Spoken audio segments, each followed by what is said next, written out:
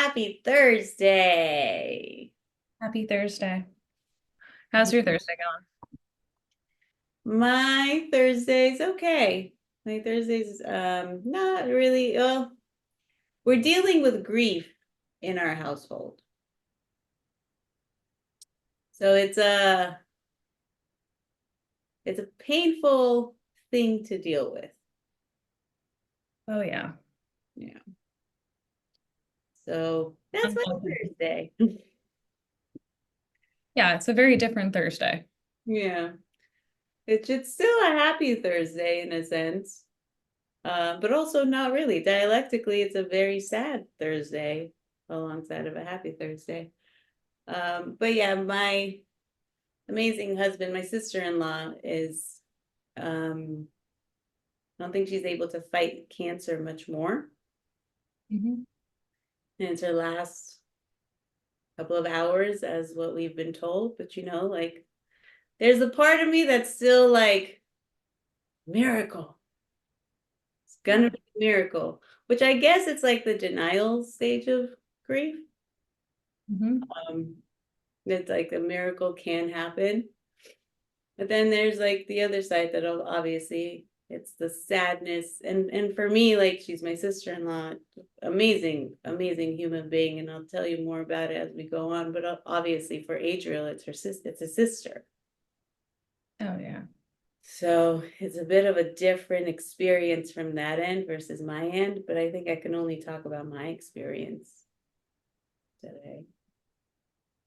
I feel like there's so many different aspects to grief, and definitely one of them, as you're naming, is like I feel like there are so many efforts that we internally go through to avoid experiencing it. Yeah. Is I think until the last moment that almost like a denial that it's even happening of like she's going to pull through this, and it's really hard. It's like amount of acceptance in the world I think can rid ourselves of that because it's just human. Yeah. And it's so like the amazing thing about her, um, and do forgive me when I cry because I will be crying. But the amazing thing about her is like she beat it twice. Yeah. And and not only did she beat it, but like she's such a fucking badass, Lauren, such a fucking badass because she beat it holistically. She didn't go through chemo. It was like her personal choice to change her diet, and her amazing mom that like lives with her adjusted her whole entire life to like support her daughter in her choice of changing the diet and changing her lifestyle. And in a lot of cultures, but also in the Guatemalan cultures, I think in the Persian culture, there's a similar belief that like diseases like this are psychological pain that is festered.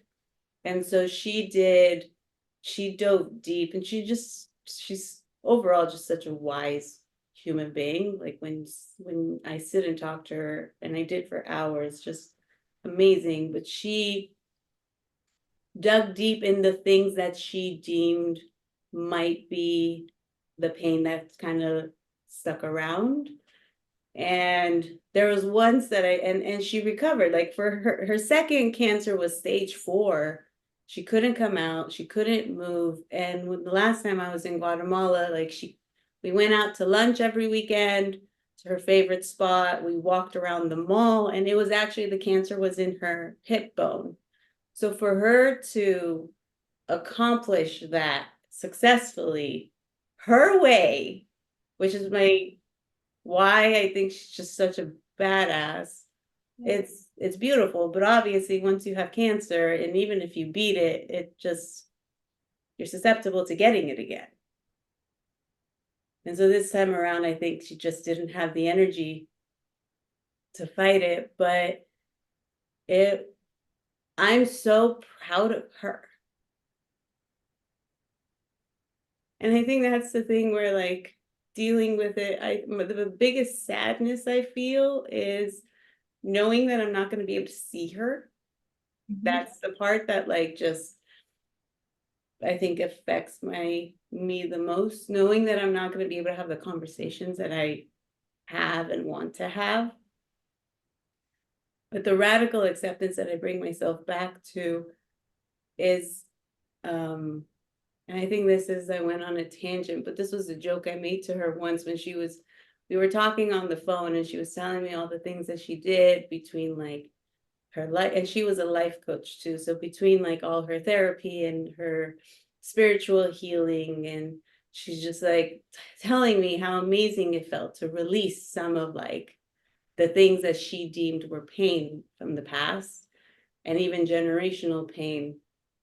And I was like, I literally was like, Melanie, don't do too much healing because then your soul's not going to have a purpose. Like you've learned all your lessons, then you're going to be gone, man. Like, I'm going to need your soul to have more things to learn in this life. And she started laughing. But I think that's one of the radical acceptances that I'm doing. I think it's like she's going to come back.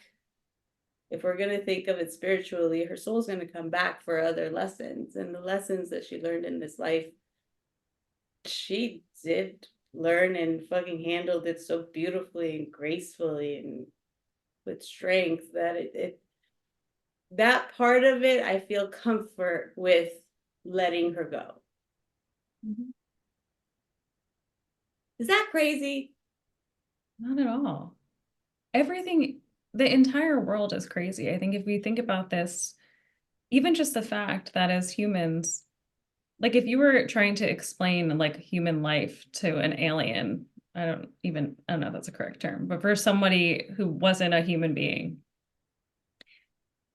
we literally lay down and close our eyes and are unconscious for like hopefully 8 hours a day. Like there's just like none of our existence makes any sense. So no, everything makes sense and nothing makes sense. Yeah. And this is like, I think part of this process too is like figuring out how we conceptualize life after death as well. Yeah. I like, and I know the stages of grief is like what, denial, anger, avoidance. No, denial. Denial, anger, bargaining, depression, acceptance. Yeah. Um, but I think one of my things it's so interesting. Everyone deals with grief so differently, right? Like every human being deals with grief so differently. And I think one of my things is I want the person that has left or is leaving to have like that, not the woe me factor connected to their death, right? Like for Melanie, like she was beautiful, young. Of course, I can say all these things. Like she had a whole life ahead of her, and there's so many other things she wanted to experience, but that doesn't help me accept. Nor do I want to let her go with that image in my mind. Like I want her to be exactly what she was, which is a fucking badass who Yeah. did life her own way against what everyone recommended, against the odds, successfully twice. And she deserves to be let go with that in my mind, not with the unfairness of life and with that bargain, like with that. So I don't know. That's like, it's funny because Adriel and I were even talking about it because he's dealing with it very similarly, but also differently. And it's beautiful because him and his siblings are so loving and supportive, and they're handling this with such love and humor and helping each other go through it that it's like, I don't worry about him handling this because he has his siblings and they're doing a hell of a job taking care of each other, even in different parts of the world. But I was telling him, I was like, I don't want to, and I've known her for 2 years and I've gone closer to her in the past like year and a half, but you've known her for much, much longer. It's your sibling. So I don't want to think of all the things she missed. I want her life to have meaning because it did. and it really truly did have a lot of meaning to it, and she deserves that. Yeah, I think it's as you're like approaching thinking of her memory, you don't want to approach it in conflict. Yeah. You want to feel peace and also in knowing and like remembering her for who she has been in the time that you've known her. And I think it's hard because I think the anger is normal too. Yeah. But I think that like it seems like the way that you're like, I think engaging with it is like really wanting this time and like to be able to like assign a different like conceptualization of it, not wanting to think about it and feel anger because that's not what you thought of her with. Yeah. Yeah, exactly. And I'm okay with feeling sad, which I do. Just the idea of not being able to see her, the idea of not being able to call her whenever I want and talk to her, because like she was a person that she was a friend. She's someone that I dealt with when I had doubts marrying Adriel, and I had doubts at times. She was the person I called, and I was like, I need you to help me figure out why I'm having doubts, and let's like philosophize and talk about this. And like we spent 3 hours talking about it. So like knowing that I don't have that person at my like grab when I need it, that's the part that hurts. Yeah. And I think knowing that she's still there always with words is that brings peace. Grief is painful though. It's a roller coaster. It really is a roller coaster. You don't know what's going to hit. And you don't know how whether you're processing it in depth, whether you're processing it superficially. And then there are times where I'm like, obviously judging myself because I'm like, you like so self-centered. Like, this isn't even your sibling you're losing. Like, can you just let Adriel go through his, like, him and his family go through their pain? Like, it's not about you, Lily. Actually, you're not allowed to have pain. Yeah. Your grief doesn't count. Yeah, just kind of that's not healthy. Yes, exactly. Yeah, no, it's insane. Obviously, it it's just there's so many as you're talking about it, I think it's hard to both process your own grief and be a partner. Yeah. And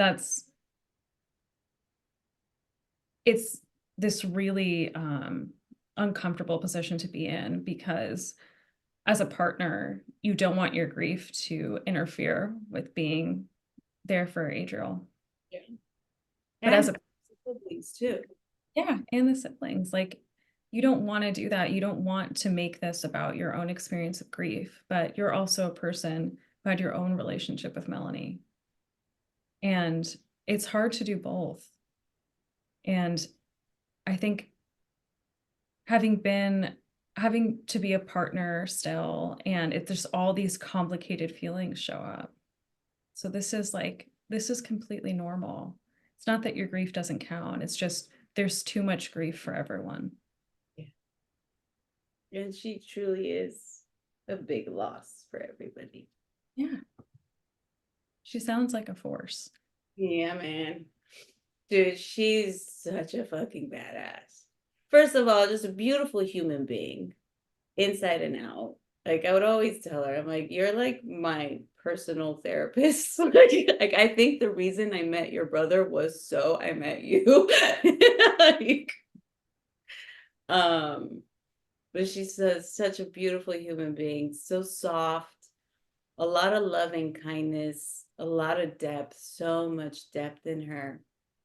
Um, self-awareness, just strength.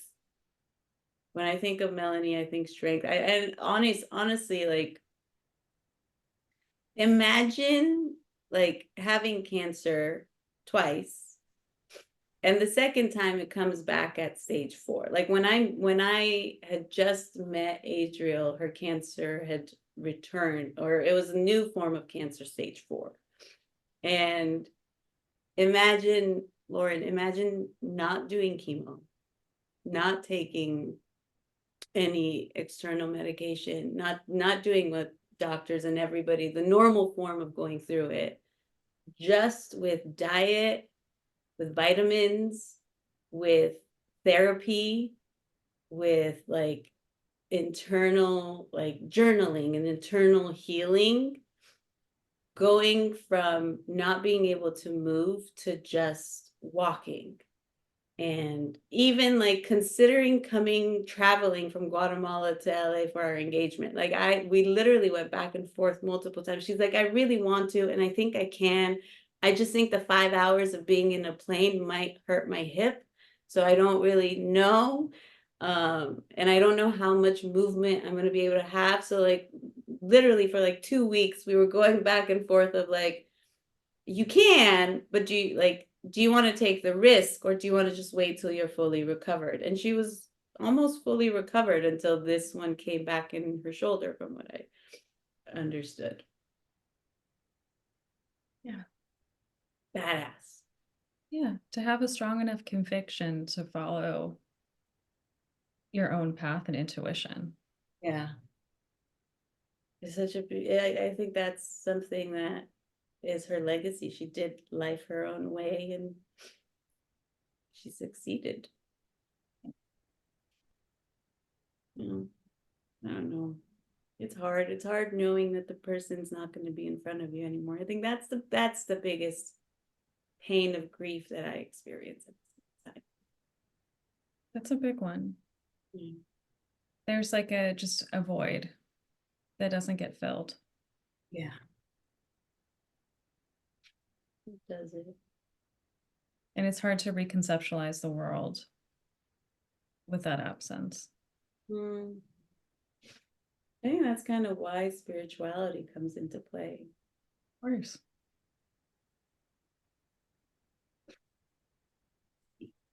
I usually I imagine the spirits of the people that I love that have like passed as butterflies. And so different colors of butterflies remind me of a different person. So I kind of wonder what color butterfly she's going to be. I don't know why I have the color blue in my mind. That makes sense. Does it? Yes. Yeah. I think that this is, I think the way that there's a reason why that color's coming to mind. And this is like, yeah, this is where spirituality comes in. Spirituality steps in when science in the world stops making sense. Yeah, it does actually. Kind of the end of science is spirituality. Yeah. You know what I think Melanie was able to prove? What's that? Science and spirituality are each other's dialectic. Mm-hmm. The two truths can exist in the same concept. It's not just black and white. Yeah.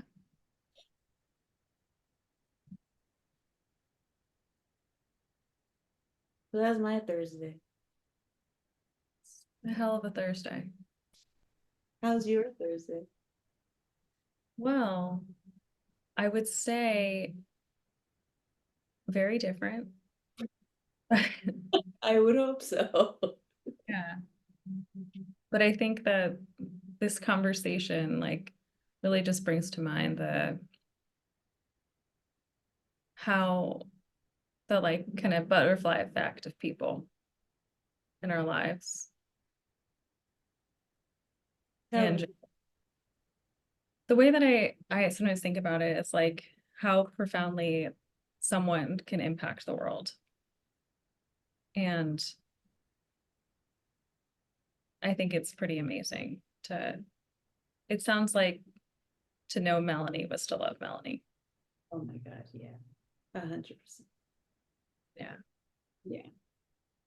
And it's funny. I love that you said that because Melanie might have impacted the world around her, but the world around her is going to impact the world around them, which she's still impacting Exactly.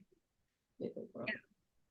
Sometimes that's what helps me with, like, I think thinking about grief is thinking about how much this world will never be the same because this person was there, and even if they're not physically here, that we can still feel their vibrations. And in their words, there's a couple of words, and it's interesting. Like there are a couple of conversations that really stand out, and a couple of things that Melanie would always say. Like one of the things she would always say is everything happens for you. It doesn't happen to you. It happens for you. Now, when you look at it from the perception that it happens for you, you find the lesson and the blessing in it along the pain.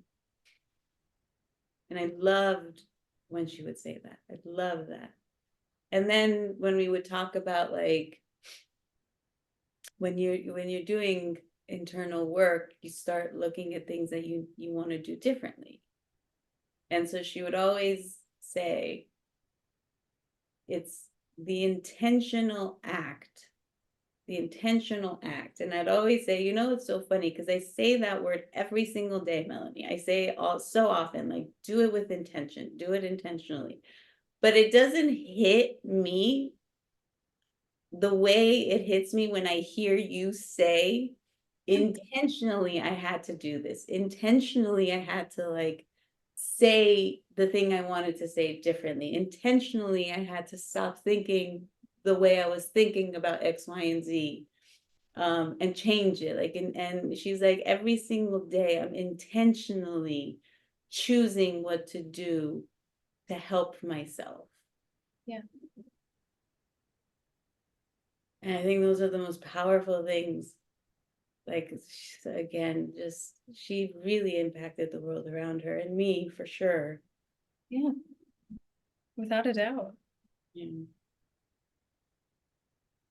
I love her. She's such a beautiful human being. Yeah. I'm really gonna miss her. Of course. Yeah.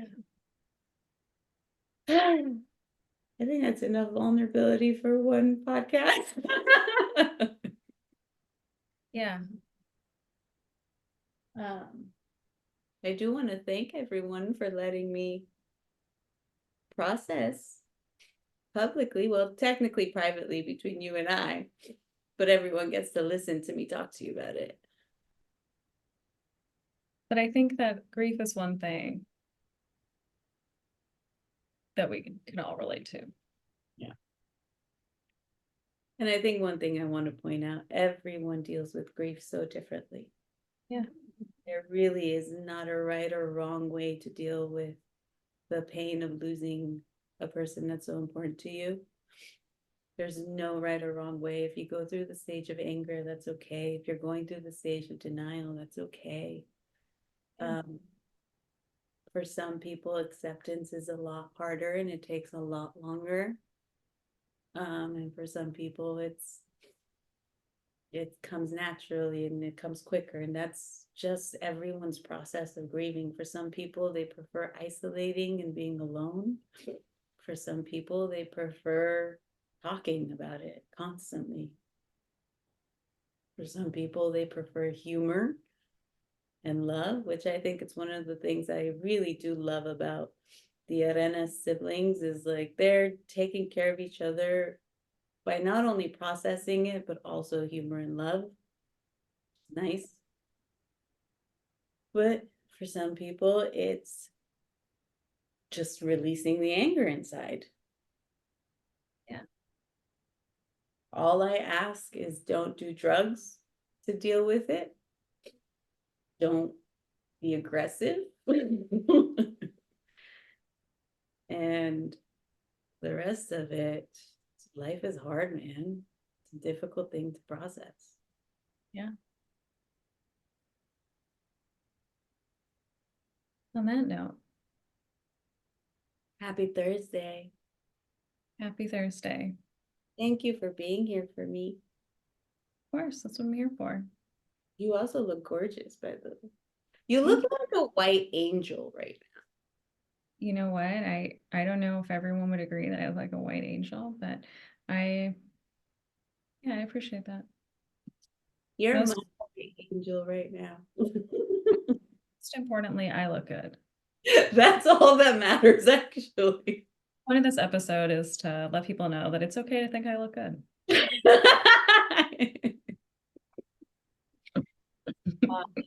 Well, welcome to another episode of Off the Clock Conversations with Lily and Lauren.